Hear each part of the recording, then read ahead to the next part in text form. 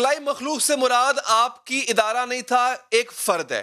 Selector سے مراد آپ کا ادارہ نہیں تھا، ایک فرد ہے. تو سر اداروں کے تو چلو نام نہیں لیے جاتے، قومی سلامتی کا مسئلہ ہوتا ہے، افراد کے تو نام لیے جا سکتے ہیں. تو کم سے کم وہی بتا دیں پھر کون تھا جو آپ کے مطابق، آپ کے موقف کے مطابق جس نے آپ کو الیکشن ہروایا، وہ کون تھا جس نے آپ کے خلاف نیب متحرک کی؟ پھر نام ہی لے لیں آپ. یہ بات آپ کی بالکل درست ہے. میں سمجھتا ہوں کہ جو میں کہنا چاہتا ہوں اس کو آپ نے مناسب الفاظ میں جو ہے وہ ایکسپلین کیا ہے.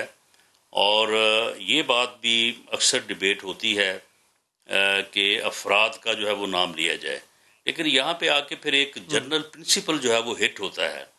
وہ یہ ہوتا ہے کہ اگر کسی اچھا. وجہ سے، کسی بھی وجہ سے جی آپ جی جواب دینے جی کی جی پوزیشن میں نہیں ہیں، آپ کے اوپر کوئی پابندی ہے، آپ کے اوپر کوئی قدغن ہے، تو پھر میرے لیے یہ مناسب نہیں کہ میں پھر آپ کا نام لوں.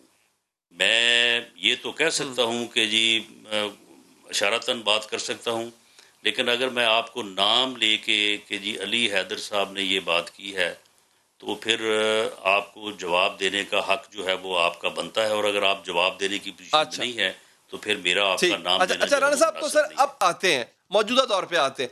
اب آپ کا رانا صاحب نیریٹو کیا ہے؟ مطلب اب اگر آپ کے خلاف نیب متحرک ہے تو آپ کو کیا لگتا ہے کہ اس کے پیچھے اب کون ہے؟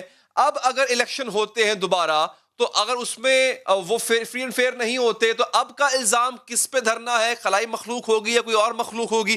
اب کیا نیریٹو دینے جا رہے ہیں آپ؟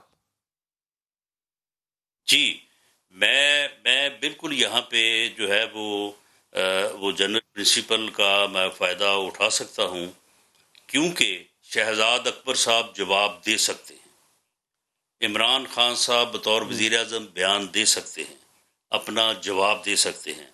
تو اس لیے میں یہ کہتا ہوں کہ نیب کا ادارہ جو ہے وہ اس وقت کٹ پتلی ہے. وہ ایک ہتھیار ہے حکومت کے ہاتھ میں، اور حکومت اور وزیر اعظم صاحب جو ہیں وہ وایا شہزاد اکبر صاحب اس ادارے کو، اپوزیشن کو وکٹیمائز کرنے، اپوزیشن کے خلاف بدترین انتقامی کارروائیاں کرنے کے لیے استعمال کر رہے ہیں. اور اس ادارے کے تمام آفیسرز، اس ادارے کے تمام جو ہے وہ ڈی جی صاحبان بشمول چیئرمین صاحبان اس وقت اس حکومت کے ہاتھوں میں ایک کٹ پتلی کی حیثیت رکھتے ہیں.